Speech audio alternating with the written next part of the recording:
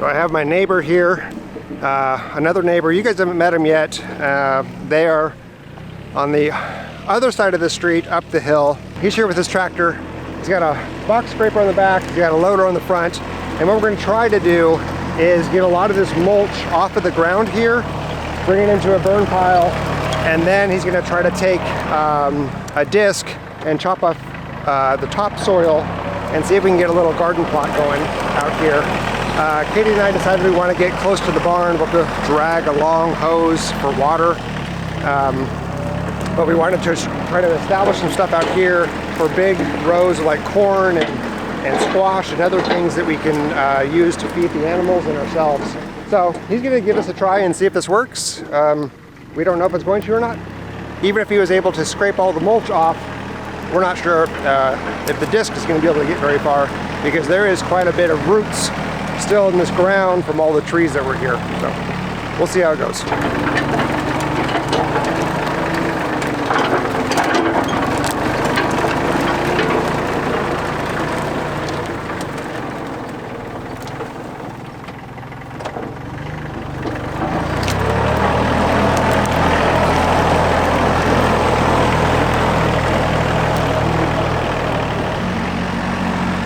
So he's already figured out kind of a method here.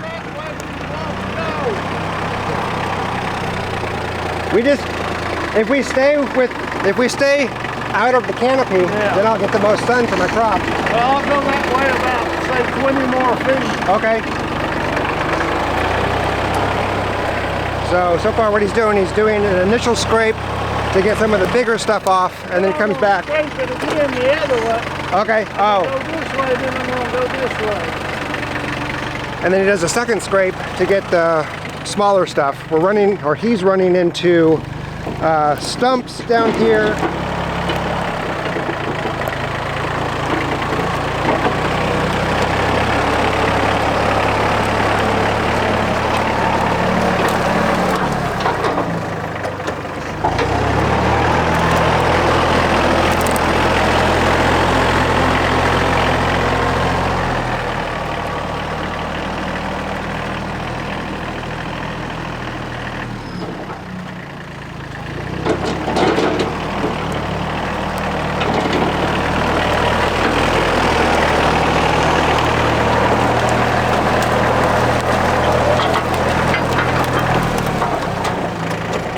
I'll drop the plows and see if we can break it up a little bit. Okay. Yeah, and just see what that does. It may snag on roots every time you turn around, but yeah, we don't know. Yeah, we'll find out if this is a viable location. If not, then it will be in a few years. Yeah, anyway. That's true. Yeah. All right. Well, thanks for doing this. Now, I'll go that way to see that muddy place right there. Oh yeah. I'll stop about there, and I'll make kind of a square, and then I'm going to drag it that way and see if I can get more wood up. It's interesting. You go over it once and you don't get anything, but then you go over it again and it gets stuff. It may be lining stuff up so the blade can get it. I don't know. I don't know. Let's see here. Well, I appreciate it.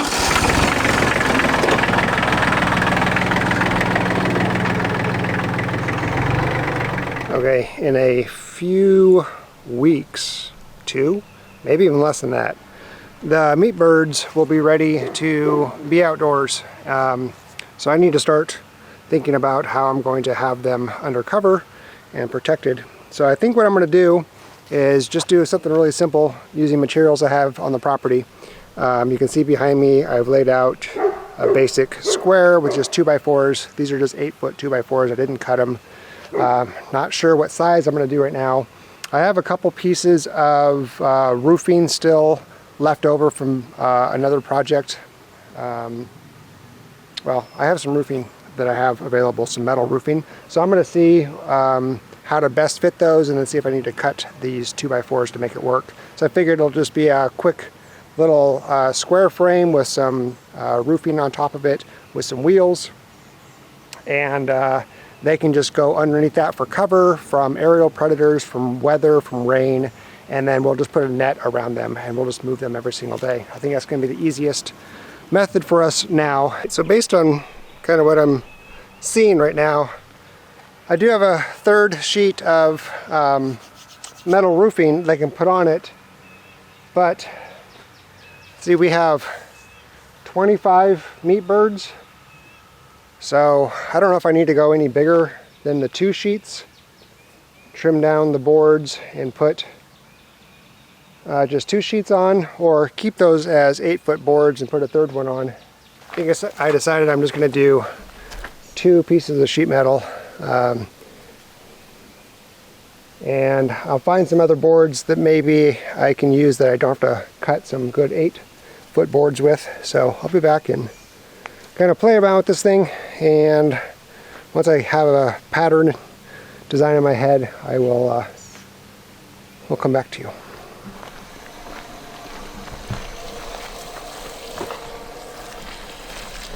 This is coconut pith core, and so it's an 11-pound block that you basically just soak in water and then it expands, and it's a good starter soil. I'm really familiar with this product. I've used it for years and years when I had reptiles, and so I knew that 11 pounds was going to fill up a lot, so I chose to put it in a wheelbarrow, and you just soak it with water, and it always takes way more water than you think, because it's just a hard, solid rock. And then you'll get this really nice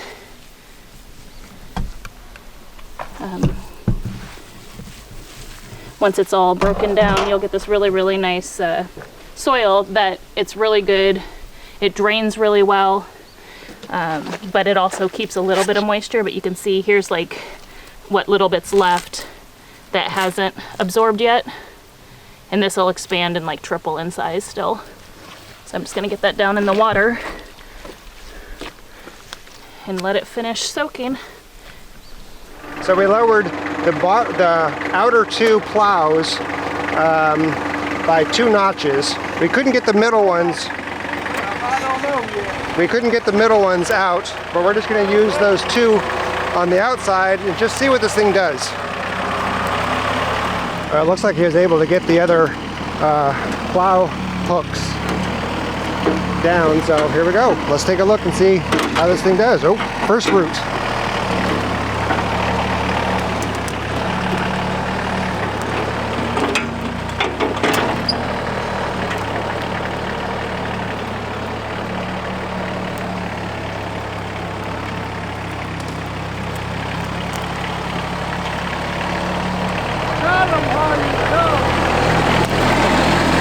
I saw that.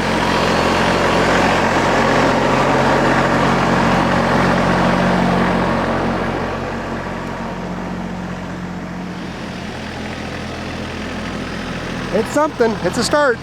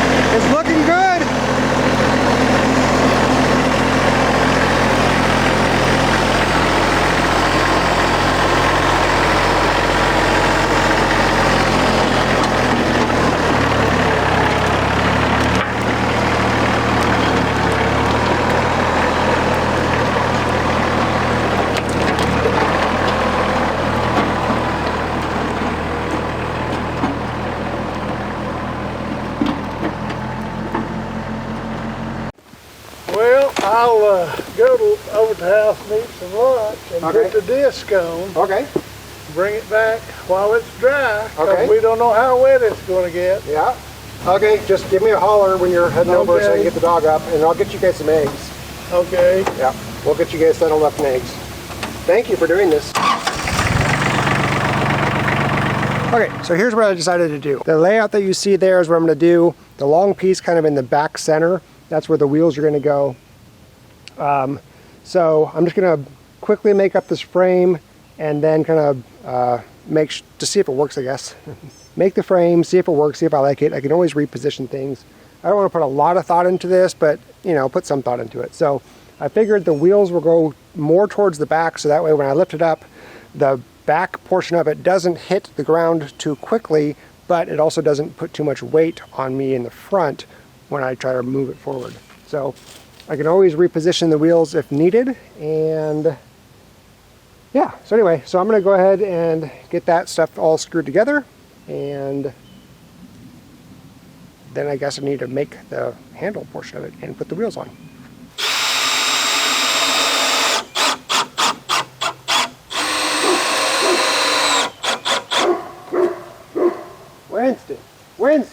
Winston, all done. All done.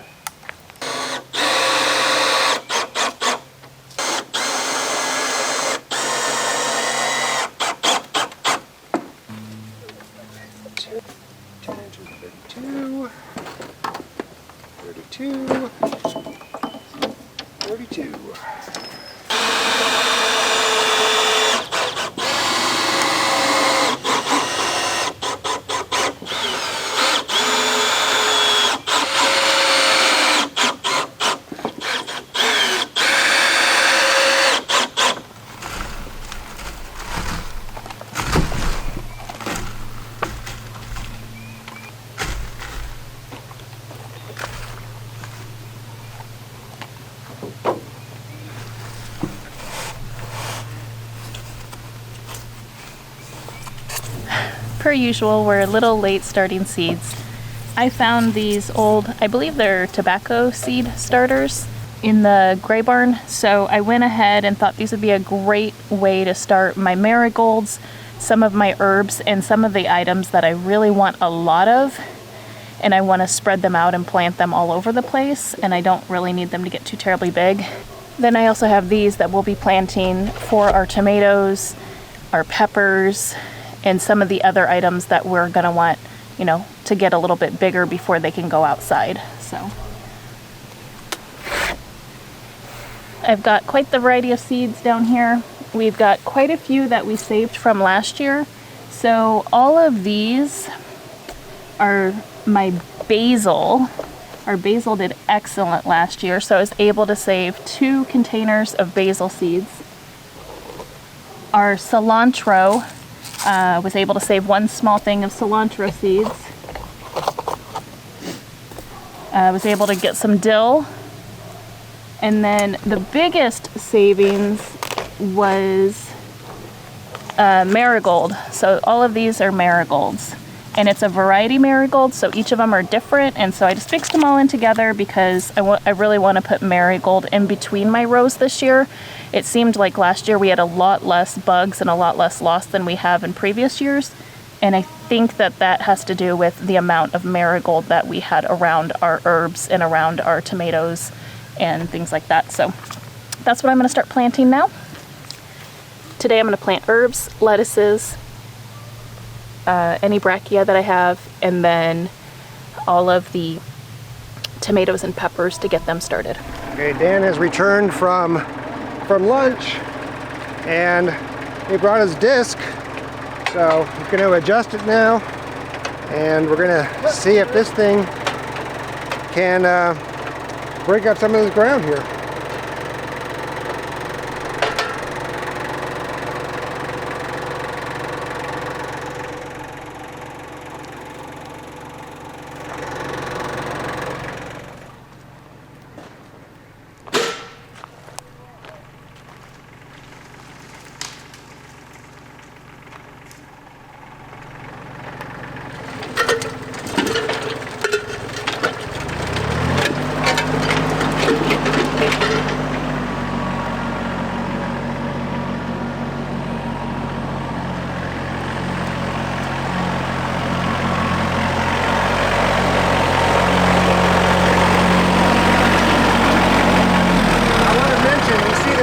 Notice this tree here, it's still hanging. It fell in the wind and it's slowly coming down, so just be careful of that, maybe.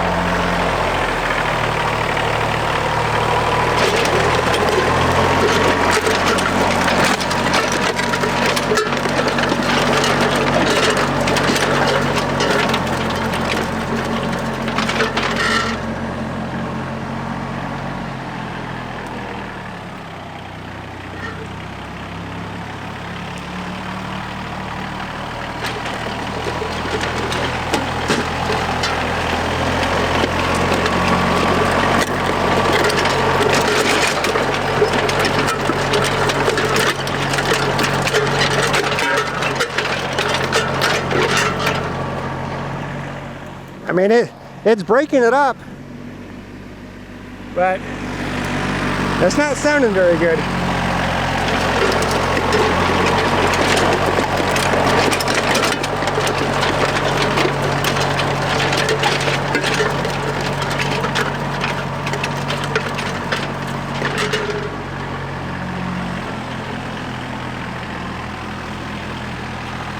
So for the wheels, let's see, I don't know if I want them out this far, but what I plan on doing is stacking 2 more 2x4s to give it a little bit more height, and then putting the wheel using a lag screw in through this 2x4 here, which should give me a pretty good height. I wonder if I have a 4x4, that might be better. Well, I'll give this a try and see how it goes. But I think I want to shorten how far out the wheel sticks. So I probably need to cut this off. All right, let me go get something to cut that with. Let's see, that is 4 inches.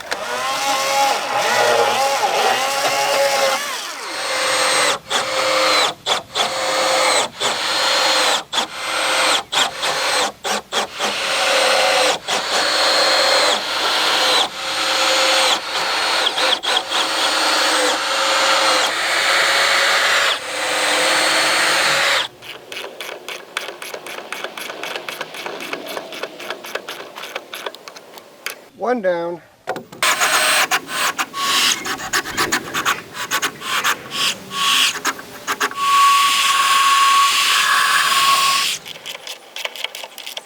Two wheels done.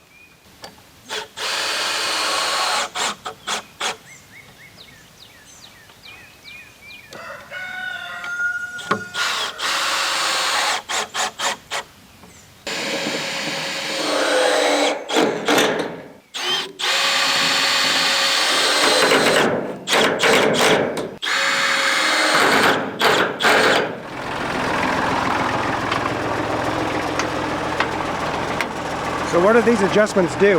Well, why would you move them?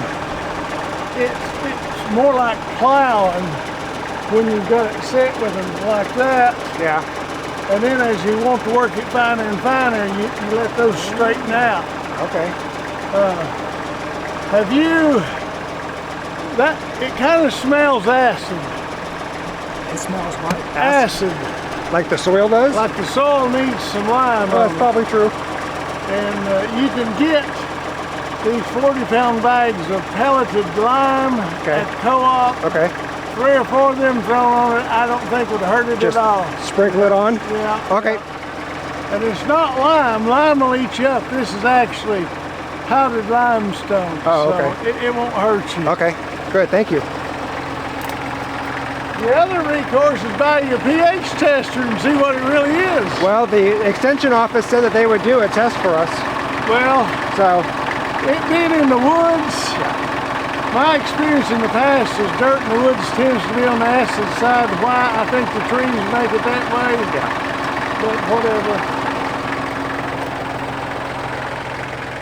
It always amazes me. First of all, the knowledge that people that have been farming for a long time have. It's just, I love it. The kindness. That's even so. It's so incredible how kind people are around here. It's still, I love it. And also, I was going to say, it really amazes me now we're on a tractor or some heavy equipment can do to land.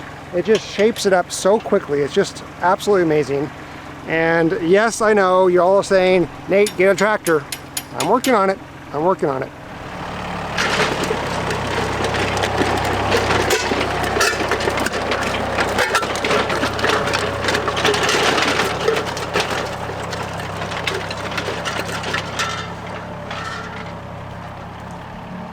I keep hearing it hit some metal type stuff out here. I don't know if it's just the arms of the disc clanking against the body, but it really sounds like it's hitting something metal over here, and I'm trying to find it. I'm also looking for rocks and big sticks I can just get out of the way manually here, just so the disc doesn't have to go through them, but also trying to stay clear of any poison ivy the best that I can. But then again, who knows, right?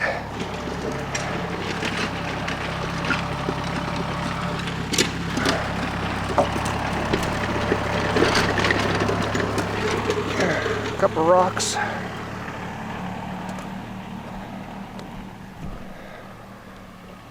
This stuff is just so cool. I just love doing this kind of stuff. I'm sure I'm going to love it even more when I have my own tractor. I'm getting there. We're getting there. So take a look at the difference between the first pass where he was doing more plowing and it broke it up pretty good, and now the second pass here where he's doing more tilling. Definitely a lot finer material than over here. So pretty cool how that works. For you guys that have been following us for a while, you know that when I was staying, when Katie and I were staying at Mr. Wayne's house, I was using his old Ford Jubilee tractor and disking his garden area. We didn't ever adjust the disc because his soil was so well conditioned over the years of him working it, and like he had probably 2 or 3 feet of just beautiful soil. It was crazy how nice that soil was. So we never had to adjust it to break it up. We just kept it at its I don't know, the finest setting. I'm not sure how to say it, but just one setting we just passed through. But now I know that those are adjustable. So I don't know, I learn something every time. I love it. I just keep saying I love it because I really do. It's really fun. This is way better than I thought it was going to be. I was skeptical of it even being able to break ground effectively. Yeah, well, so this is great. Of course, if we had plowed it, all you'd have done was pull up great gobs of stuff that you'd have to throw off. Yeah.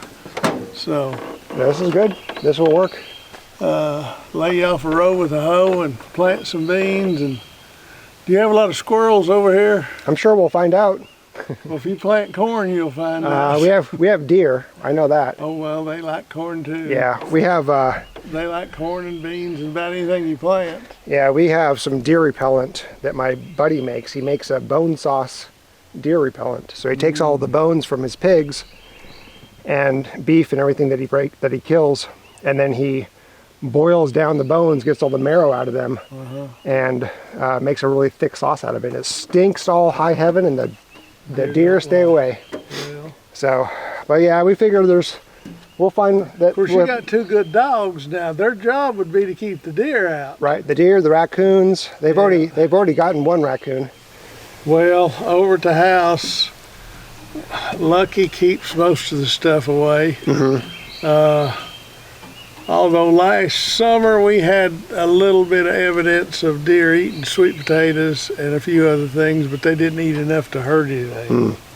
So yeah, we had some rabbits eat all of our sweet potato. Well, not all of them. Well, but yeah, we had quite some a bit rabbits of nibbled on some things. Yep. Yeah, there's always gonna be something. Lucky's got enough hound in her to. Yeah. She wants to chase anything. So. Well, I really appreciate you coming over. Well, I hope it works out. I mean, like I say, I thought, now, how well should I do this? And I thought, well, maybe I'll just do it to my standard. And if it was mine and I was trying to get started here, I'd say that'd probably do for this year. It's not optimal. It's not ideal. Yeah, that's fine. But it'll work up better next year. That's right. Every year it'll work up better. That's right. And then here in a few years, of course, one thing that would have been nice if I'd had a subsoiler, but I didn't. You could have put that on there and pulled through. You're not turning the ground over, you're just breaking up all those roots. Okay. So, okay. But anyway.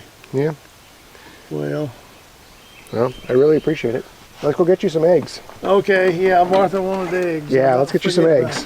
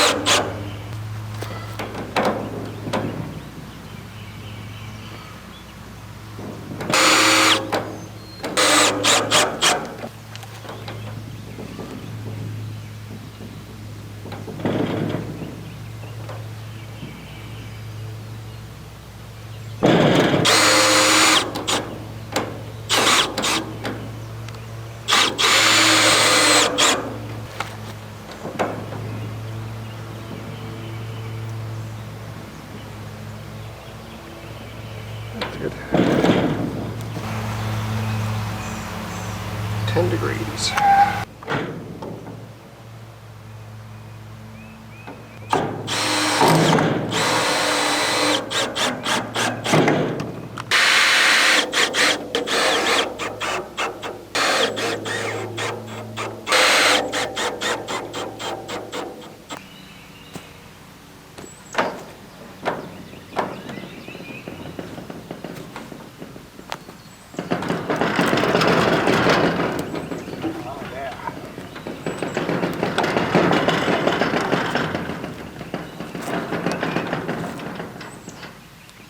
The Meatmobile is nearly complete. I like the way the handle feels. It's a great height for me. I just bend down, natural standing position, and I can walk with no problem with it. I'm probably going to put some stuff on the top where I can put feed and food, so I can carry those around with me as well. And then there's also, I need to repair the this wheel over here. This wheel is actually cracked on the spokes.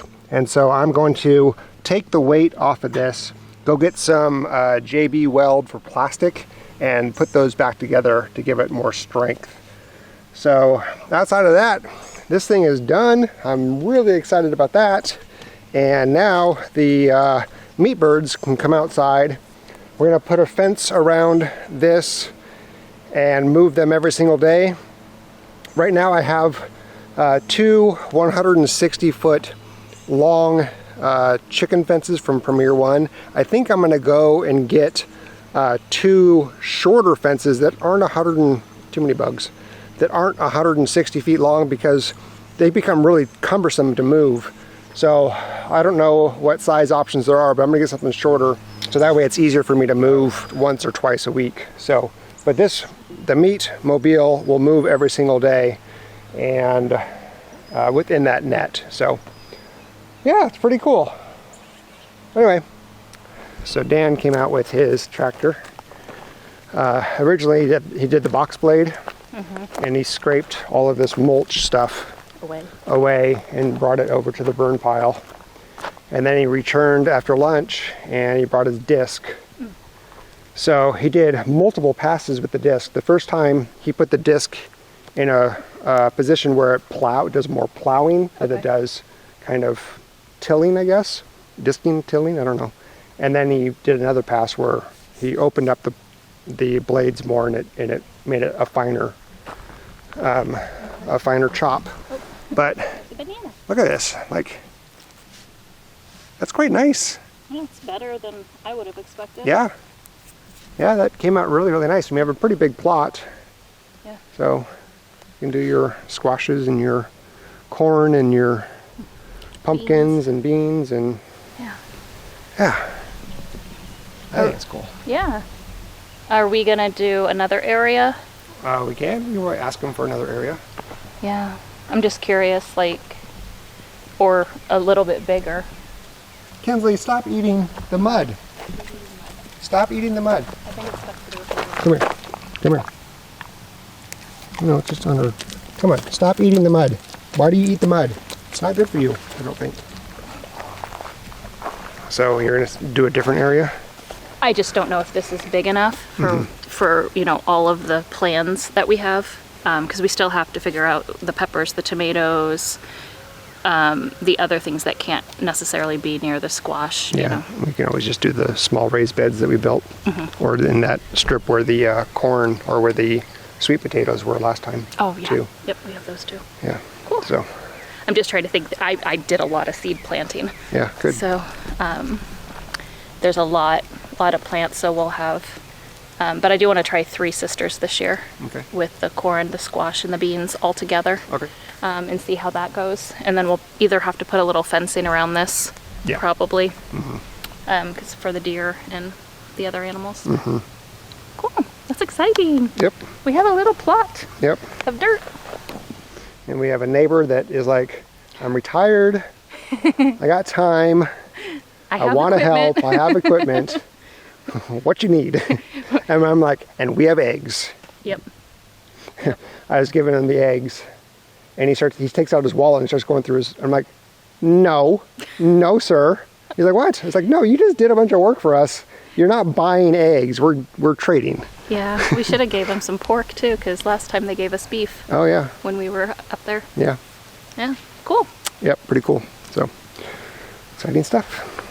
So, I ended up spending a little extra time and made a little improvement, I guess. So, my idea here is that 2 5-gallon buckets will fit nice and secure in these little slots here. And I can either put water or food in them. And since they're get that in there. Since they're nice and secure, they won't tip over and fall off when I'm moving this thing. So I think I'll probably do food in one and water in the other. And if I make this one for water, I'll just have a little spout come down right here, kind of go to some PVC pipe that will have the water nipples on them, and so the chickens can drink their water right here. I might have them drink their water inside the coop, or in the coop, underneath here, in case they're thirsty and trying to take cover. So water there. Maybe I'll make both of them water. I haven't really decided on that one yet, because I could put food anywhere in here, a big food bucket, and secure that into place. So anyway, some improvements. I'm excited to get this thing out in the field, but I still do need to fix that wheel. Are you being a good boy, good protector today? Are you being a good protector today? Did you get those ferocious, really vicious, mean wild turkeys? Did you get them? Oh, I need to cut this piece off. I need to cut that piece off, honey. I'm not done.